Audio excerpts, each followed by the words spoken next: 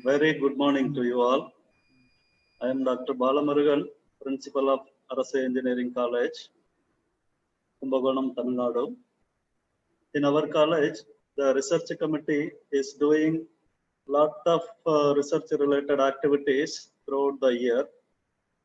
In that, they asked me to share my views about how to write a research paper. So they organized in the form of this seminar through online pedagogy.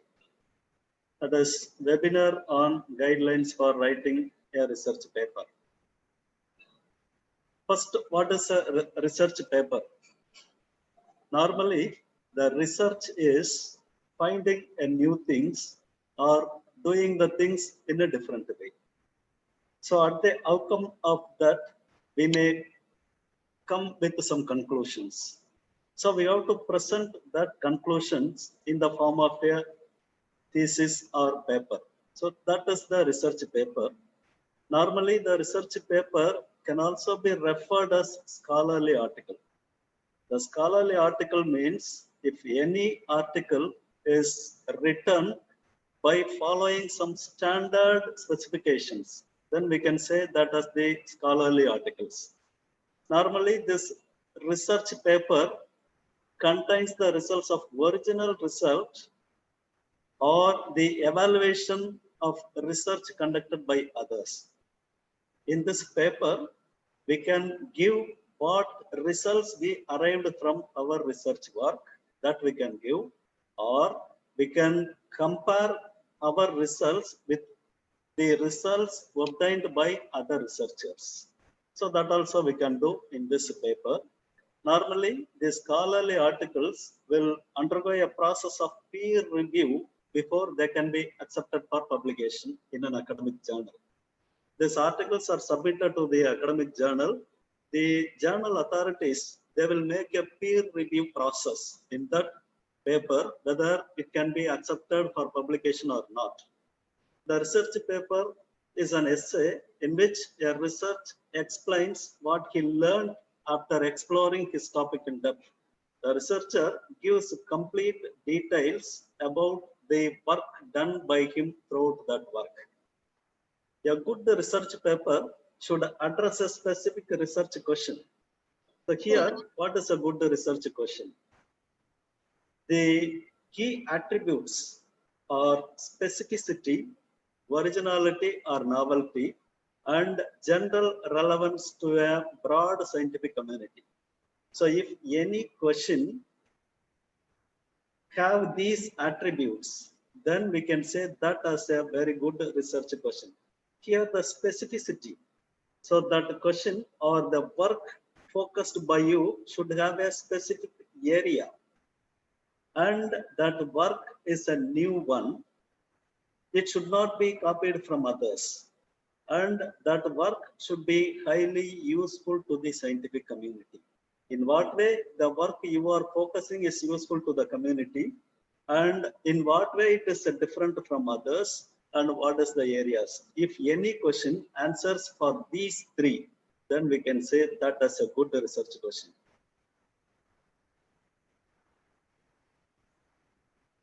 Then intentions for writing a research paper. Normally, why we are writing the research paper? What are all the reasons for writing a research papers? Here, there may be some specific reasons. So the first one is, normally the researcher has some results that are worth reporting. After doing that research work, he may come with some conclusions. He may want that conclusion should go to others. He want to report that to others. So that's why the researcher has some results that are worth reporting. And the researcher wants to contribute in the progress of scientific thought. So through this work, he may want to contribute something for the scientific community. The researcher wants his work to reach a broader audience. So it is normally all they want that their work should reach in a broader way. The research will improve the standard of academicians. So the most of the academic personalities, they are continuously doing research works in order to update themselves with the latest.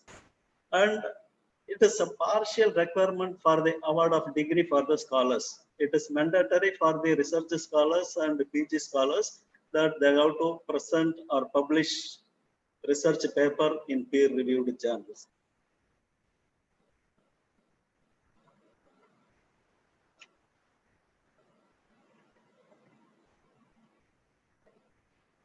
Here the general structure of a research paper. So all the research papers should be organized into specific sections, and each section should have a specific goal. Normally, a good research paper should be structured in the following manner. So what are all the major headings the research paper should have?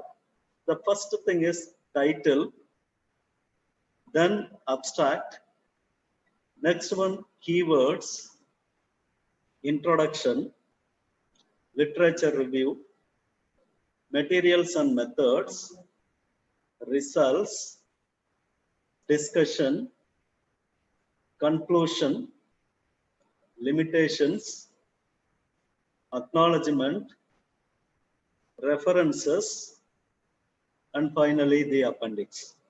So these are all the major headings that are expected in a good research paper.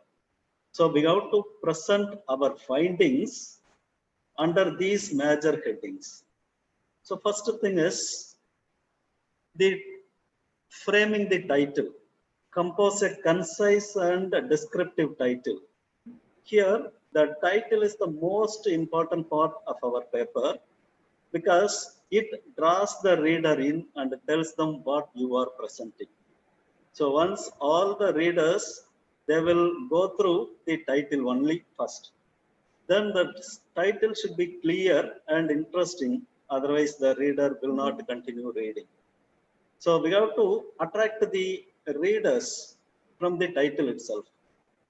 Make your title specific enough to describe the contents of the paper, but it should not so technical that only specialists will understand. So even common man can understand the concept what you are trying to tell through that title. So the title should not contain any technical terminologies. To the maximum possible extent, try to avoid the technical terminologies in the title. So the title should be appropriate for the intended audience. And this title is your first opportunity to attract the reader's attention. Remember here, the first readers are the editors and the reviewers. Because before conveying this to the scientific community, we are sending this to the journals. Here, the first readers are the editors and the reviewers. Reviewers will check whether the title is specific and whether it reflects the content of the manuscript. So the title itself, they may get a broad idea about your work. Normally, the editors will hate the titles that make no sense or fail to represent the subject matter adequately. So hence, keep the title informative and concise. So you must avoid technical terminology and abbreviations to the maximum possible extent. Also, readers are the potential authors who will cite your article. So the first impression is powerful.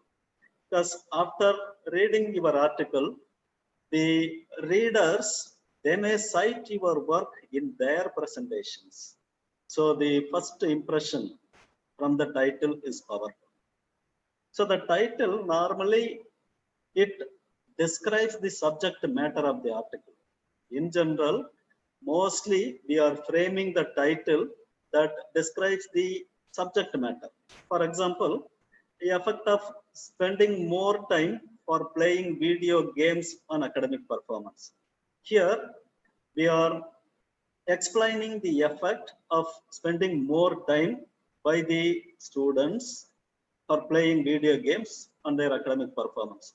So the same title can be written in a different form. That is, sometimes the title that summarizes the result is more effective. For example, the above title that can be restructured as students spending more time on playing video games get lower grades. Here, the study, the result obtained from the study is given in the title itself. So sometimes the results given in the title itself will be more effective. A general rule: the title should contain keywords describing the work presented. In that title, try to give the maximum possible keywords which are relevant to your study, because the titles becomes the basis for most online computer searches. If you are searching through computers, we are searching the articles through keywords. So a majority of readers will find your paper via electronic database searches, and those search engines key on words found in the title. So that electronic search engines first will search the keywords in the title.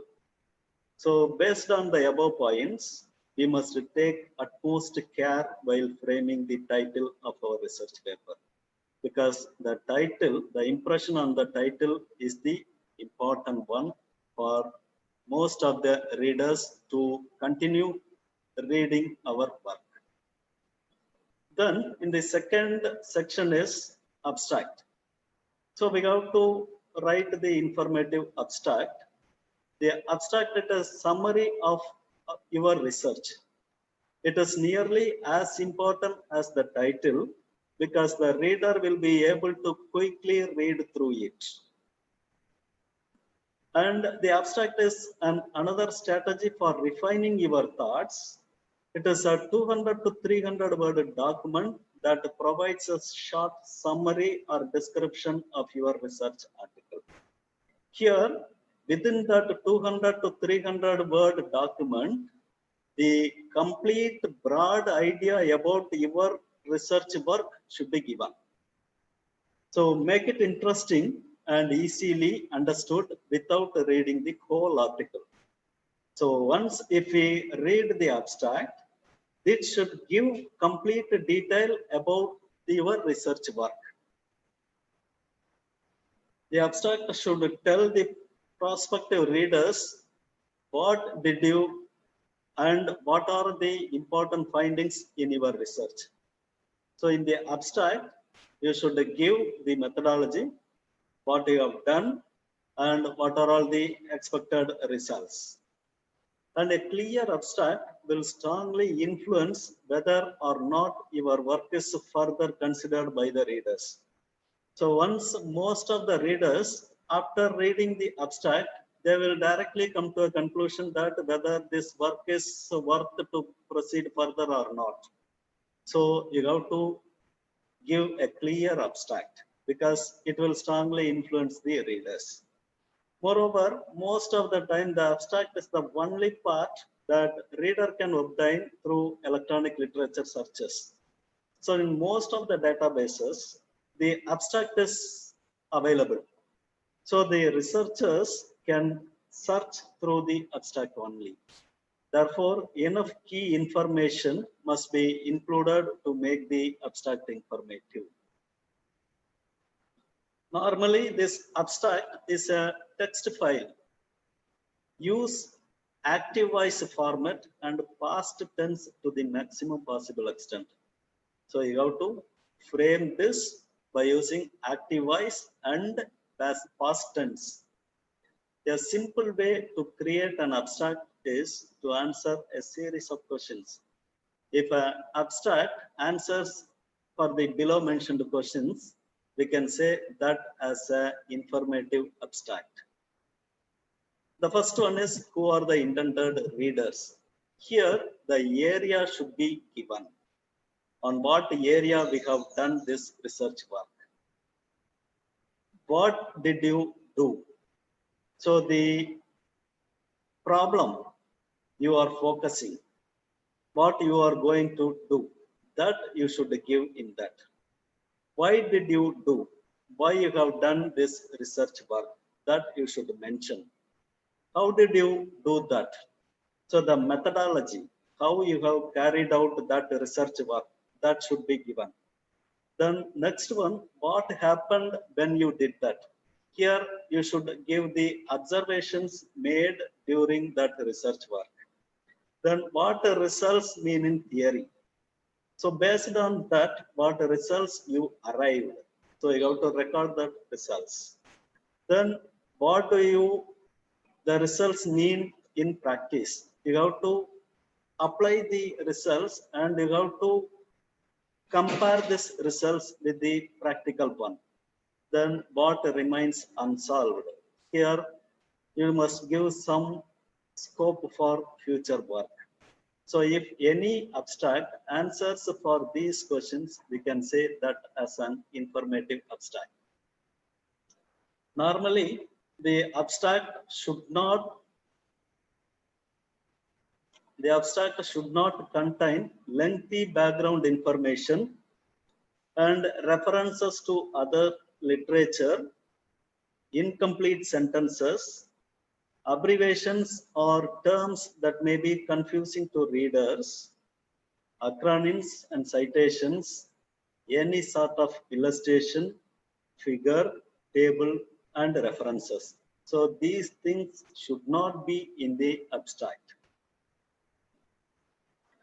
Normally, how do you know when you have enough information in your abstract? So confirm that all the precise information appearing in the abstract broadly appear in the body of the paper. A simple rule of thumb, imagine that you are another researcher doing a study similar to the one you are reporting. And in that case, if the abstract was the only part, then whether this conveys the required information to you, or if you are satisfied with the information given in the abstract. If you are getting full satisfied, then you can come to the conclusion that the abstract gives the information. Then the next section is keywords. Normally provide 4 to 6 keywords which are most relevant to the research work. The keywords given should be relevant to the research work because most of the search engines, they are focusing on the keywords only. The keywords should be separated by semicolons. In electronic searches, the keywords play a major role. Then the next section is introduction. So how to write a compelling introduction? So this is your opportunity to convince the readers that you clearly know why your work is useful. So through the introduction part, you have to convince the readers. A good introduction should answer the following questions. First question is, what is the problem to be solved?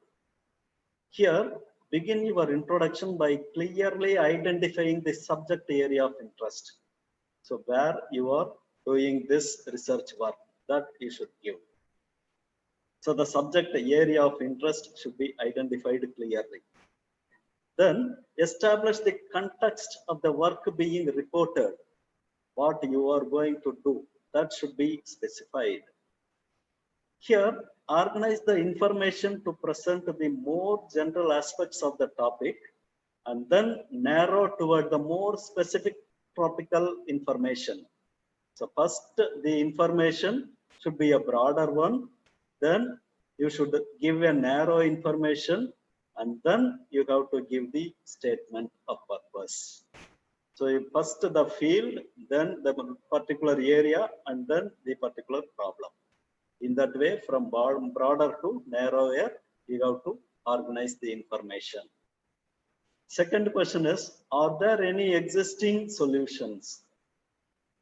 So related to your work, is there any previous researches conducted by researchers? Is there any solutions or methodologies available to carry out your work already? Here, what literature should you look for in your review of what we know about the problem?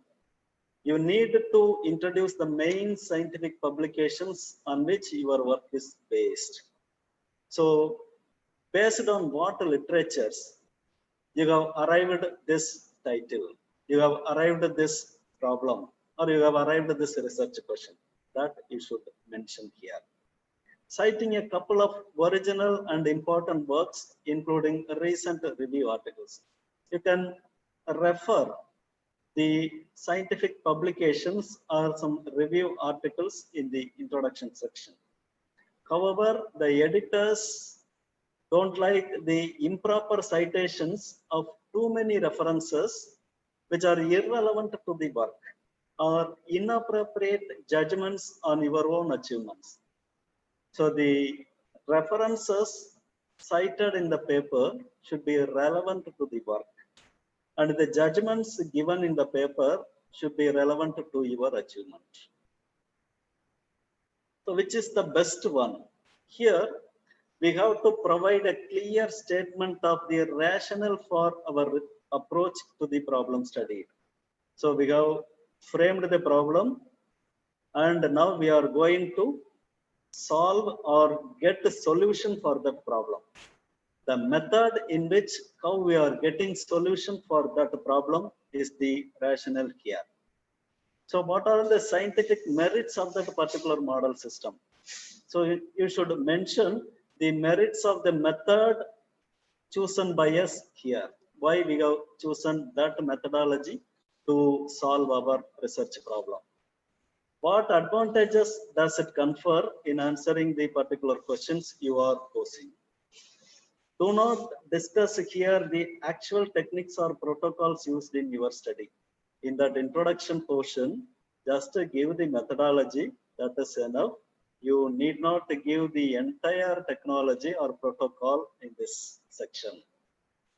If you are using a novel idea or methodology, the merits of that new technique or method when compared with the previously used methods should be presented in the introduction section.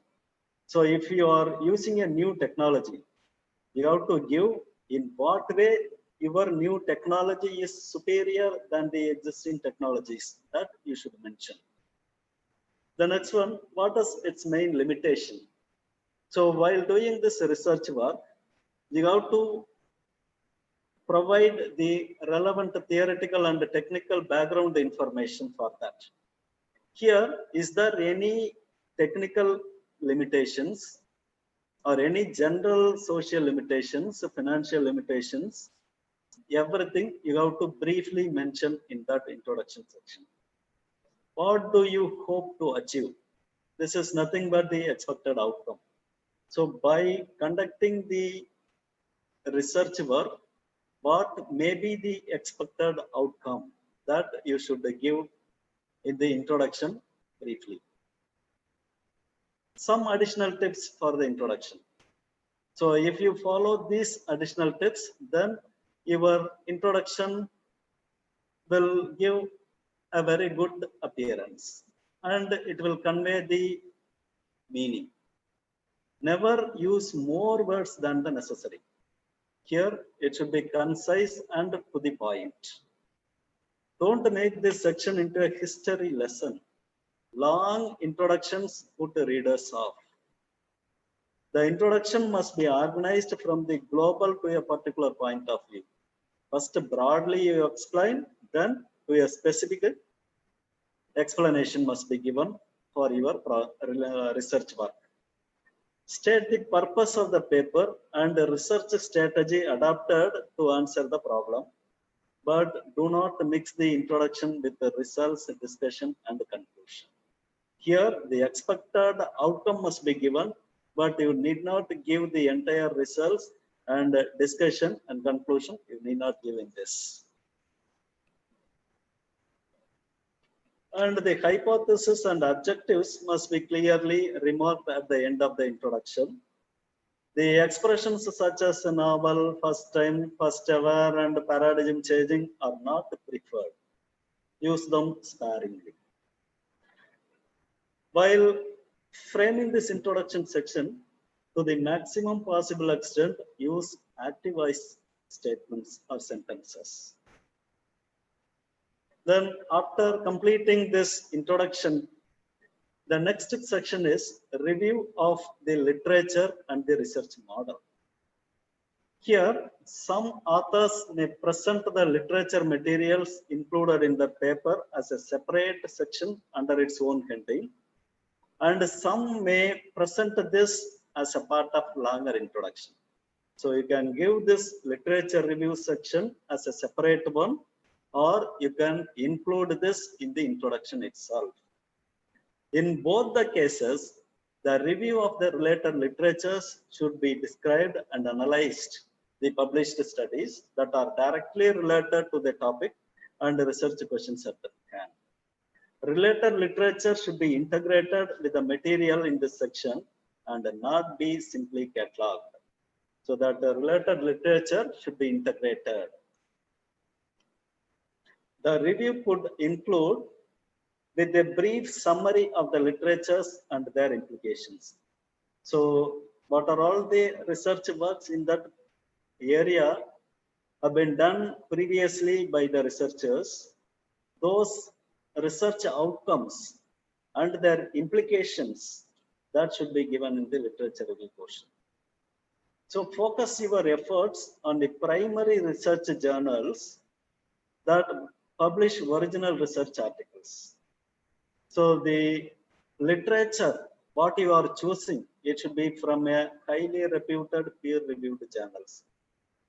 Sometimes you may read some general background references. For example, the encyclopedias, textbooks, lab manuals. From these resources, you may get some ideas.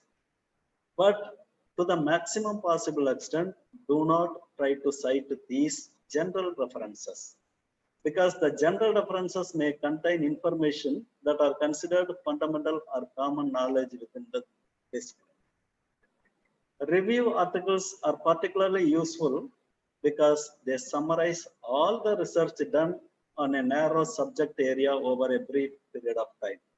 So researchers try to collect more review articles to the maximum possible extent, because those review articles will give you a lot of ideas in that narrow field.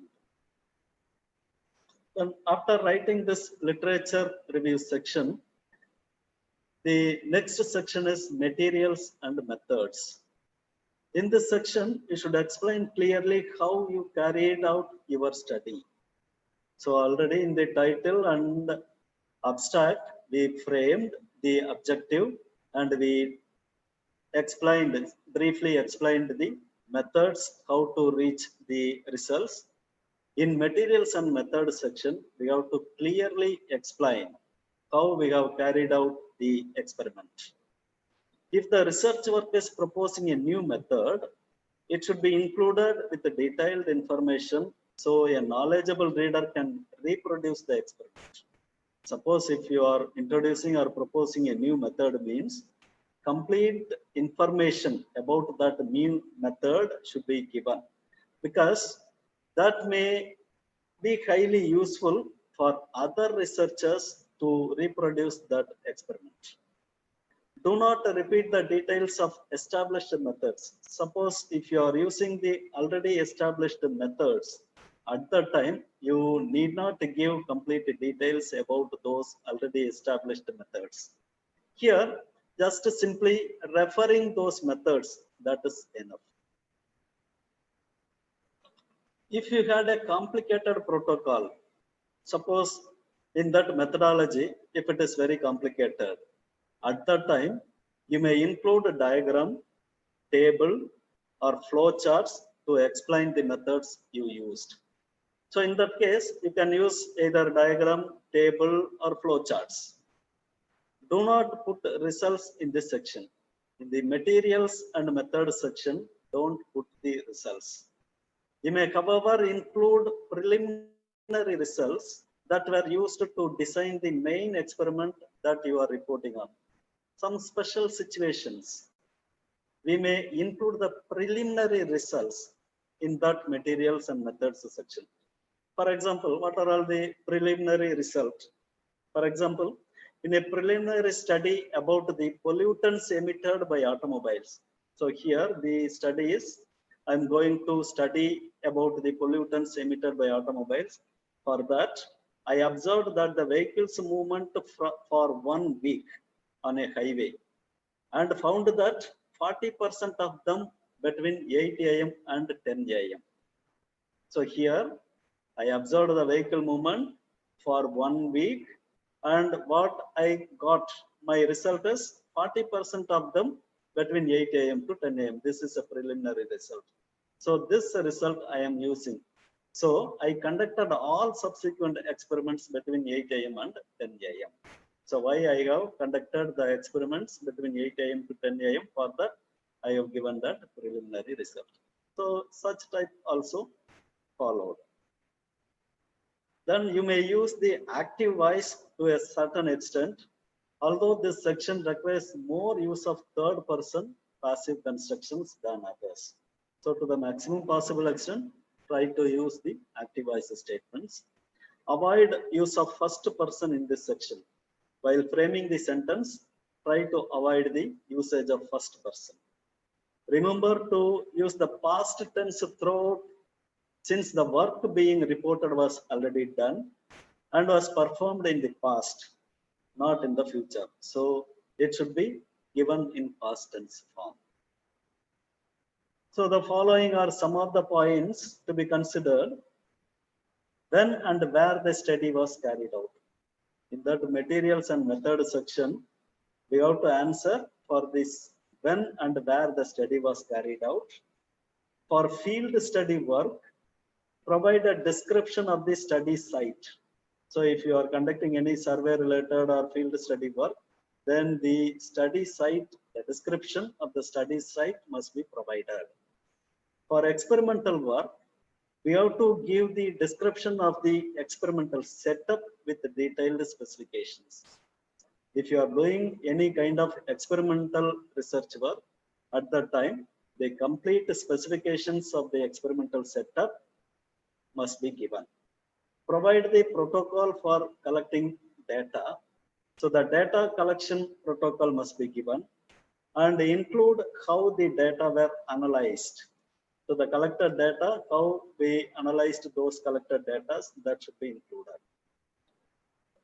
Briefly, in this section, include the flowcharts or algorithms used, the statistical softwares used, if any, and statistical tests conducted for arriving the results, then numerical and or graphical techniques used to analyze the data. Those things you have to briefly include in the materials and methods section. Then by following that methodology, we got some results. That results should be presented and discussed, because that was our expected outcome. Sometimes you may use a single section to both present and discuss the results. And sometimes you may deal the two issues in two separate sections. So sometimes we can present both the results and discussion under a single heading, or sometimes we may present these in two different headings. In both the cases, the statistical techniques that were applied to the data must be mentioned, and the results of each analysis should be summarized, tabulated, and then discussed. So here in the results presentation section, what we have to concentrate? The function of the result section is to objectively present your key results without any interpretation. Here simply you have to give the results what you obtained from the experiment or from the methodology. Here you should not give any interpretation. That key results should be orderly and logical sequentially should be presented. Here you may use both text and illustrative materials.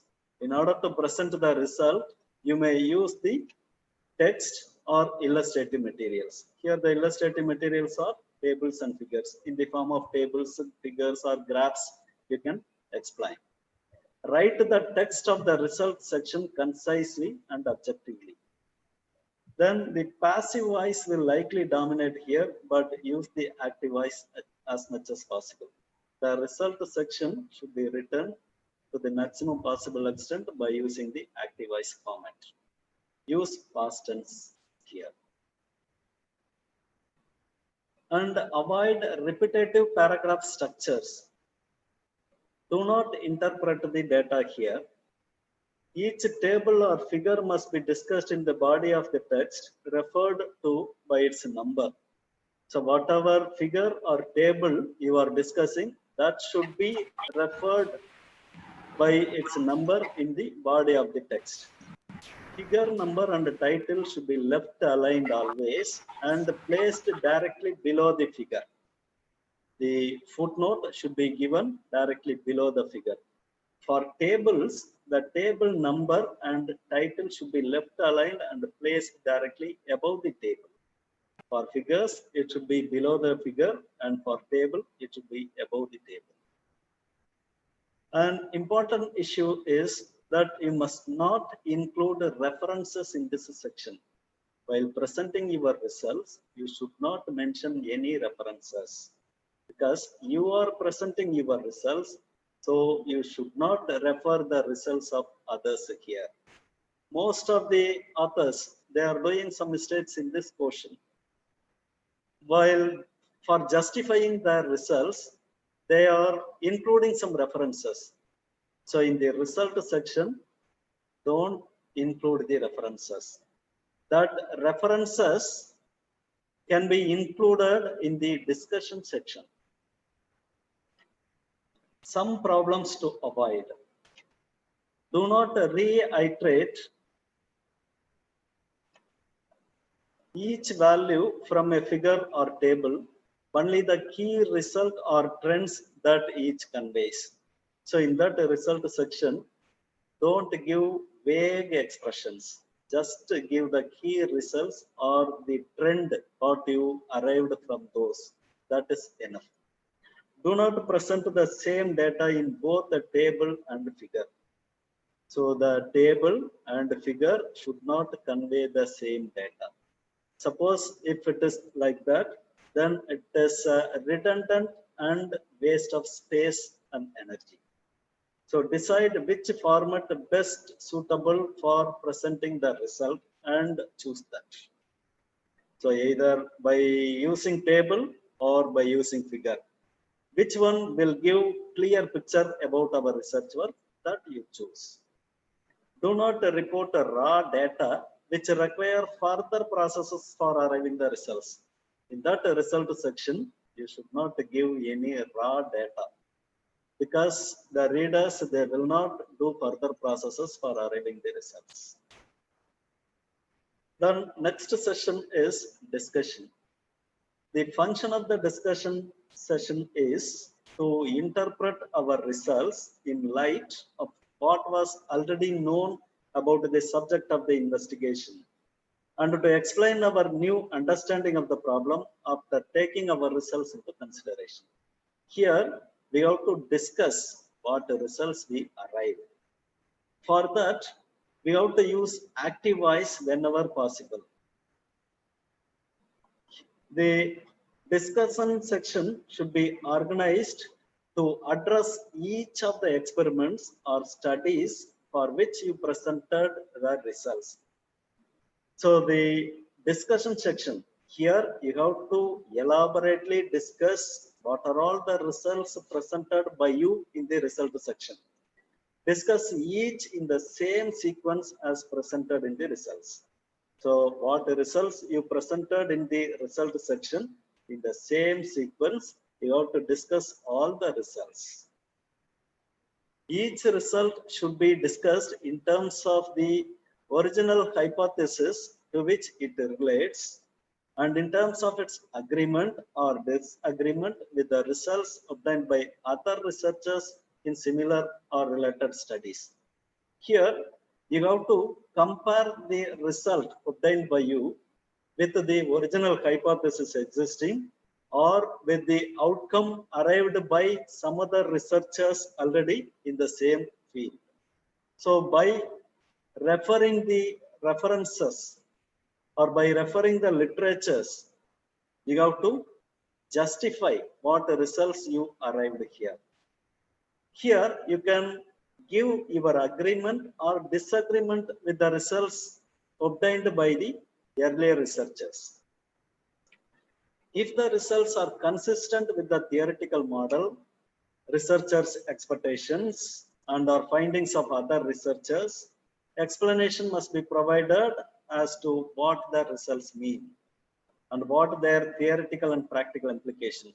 Here, suppose if you are getting the expected results, then we have to explain the theoretical and practical implications here. Sometimes we may not get the expected results. Our findings may be in the negative directions. So that is, when the results do not support the hypothesis and are contradict with the previous findings, not only in their meanings, but also possible reasons for the discrepancies must be discussed. So we are conducting the experiment or we are conducting the research work. Suppose the outcome of the research work is contradict with the previous findings, or it is not supporting the original hypothesis. At that time, we have to clearly explain the meaning as well as the possible reasons for the discrepancies. The 14 steps for which an effective discussion section. So if any discussion section is considering the below mentioned 14 steps, then we can say that as an effective discussion part. So organize the discussion from the specific to general, that is researcher findings, to literature, to theory, to practice. First, what is the result? Then in what way it is related to the literatures, and in what way it is related to the practice, theory, and how it will be useful to the public. So in that way, from a narrower level to a broader level, that discussion should be given. Use the same key terms, the same verb tense, and the same point of view that you used when describing the problem in the introduction. So here, try to consider what you have written and what format you followed for presenting the introduction portion. Begin by restating the hypotheses that were tested and answering the questions posed in the introduction. Support the answers with the results. Explain how the results relate to expectations and to the literature. Clearly stating why they are acceptable and how they are consistent or fit with the previously published knowledge, that is previously published research articles.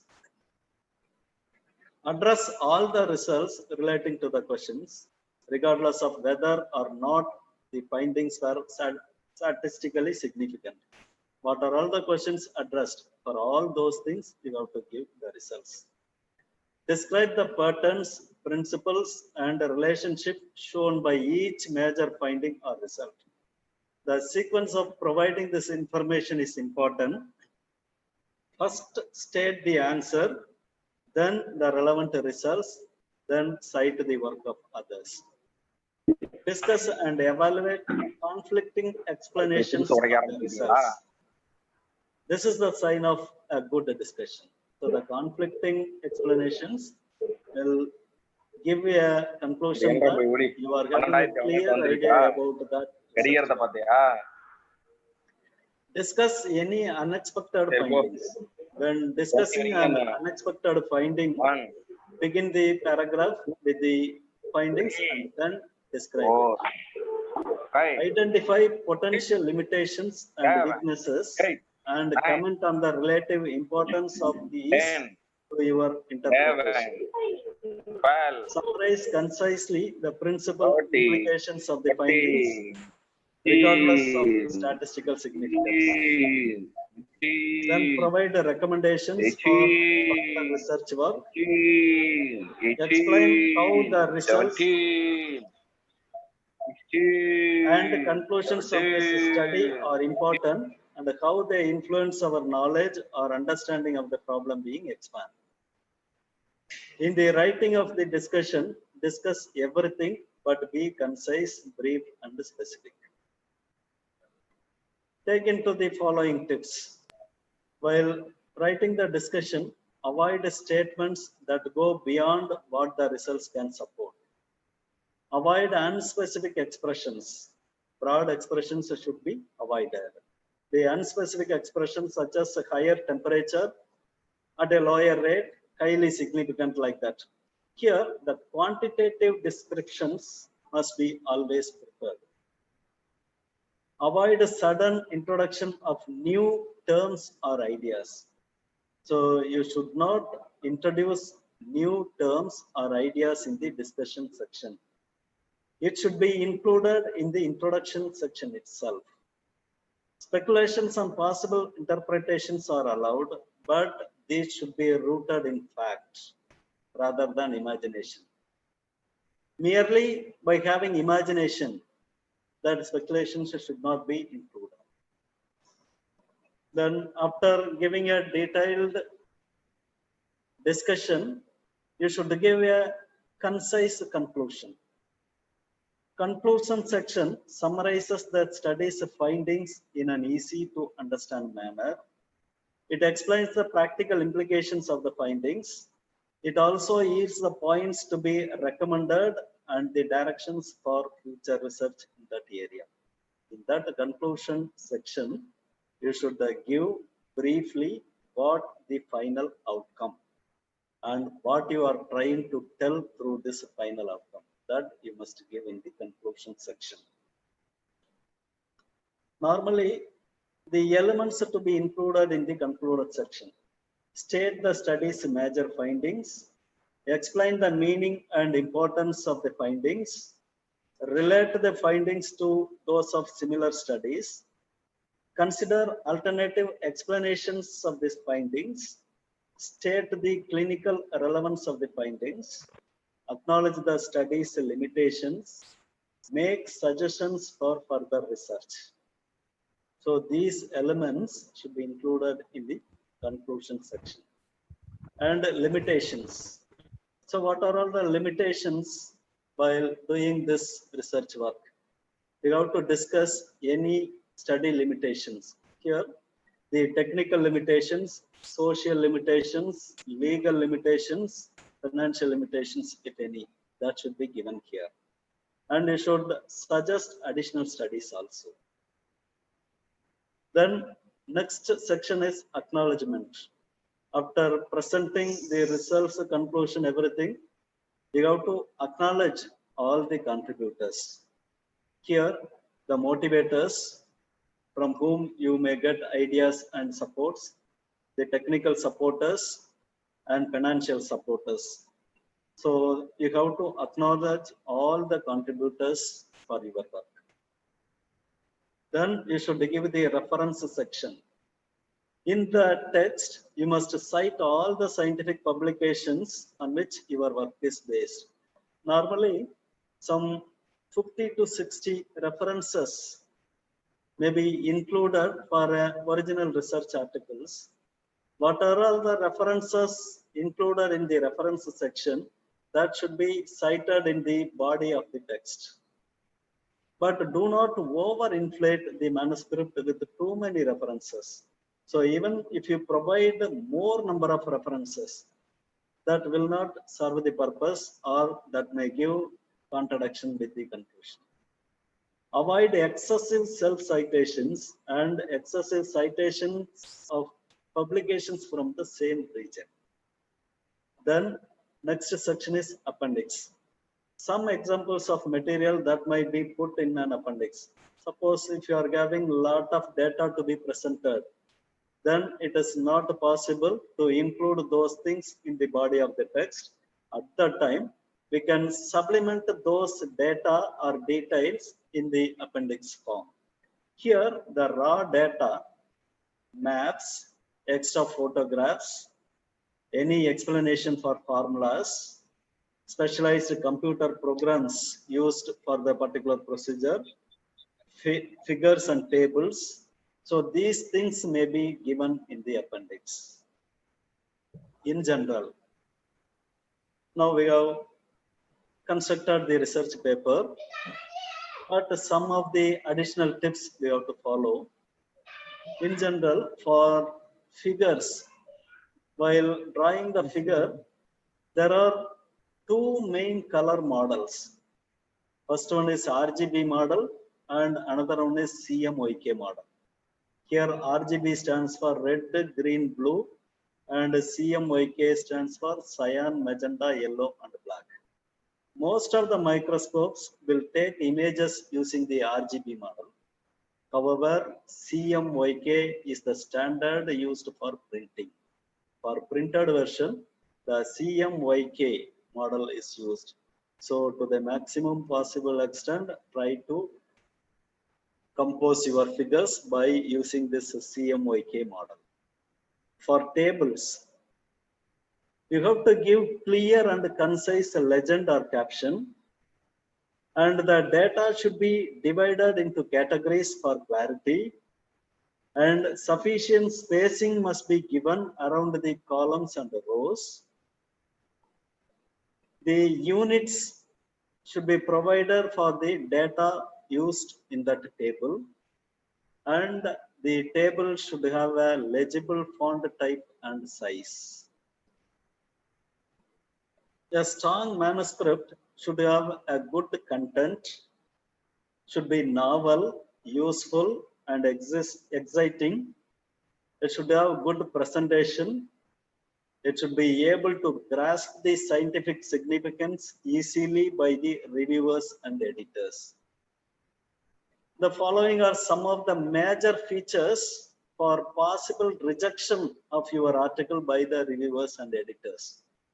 So if your research article is lacked in sufficient scientific interest, that is the results with lack of scientific interest, and if your work is outdated, that is outdated work, or duplication of work already published, if the research article contains incorrect data, or the conclusions not supported by the data, there is a major chance for possible rejection.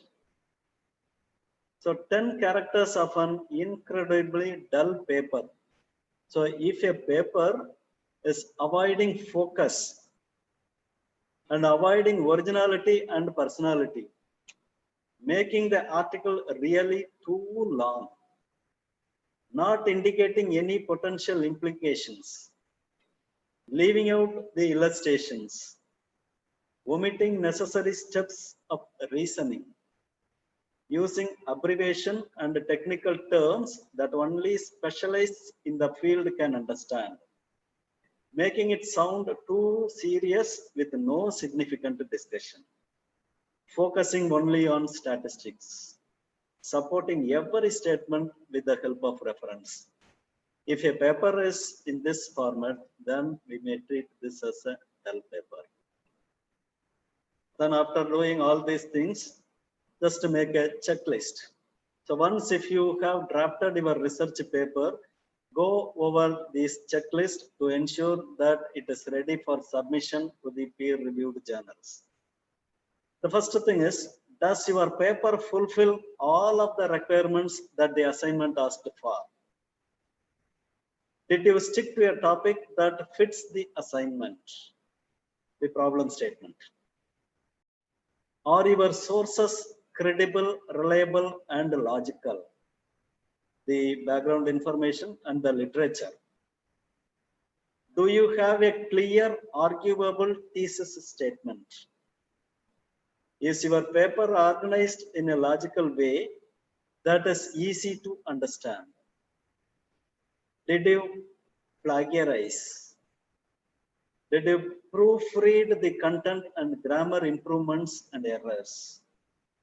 Is your paper properly formatted, depending upon the journal's requirement? Are you prepared to submit correctly? So after writing the research article, just you make these checklists. Finally, The publishing may be hard, but it is worth at the end. Good luck and happy publishing. Thank you.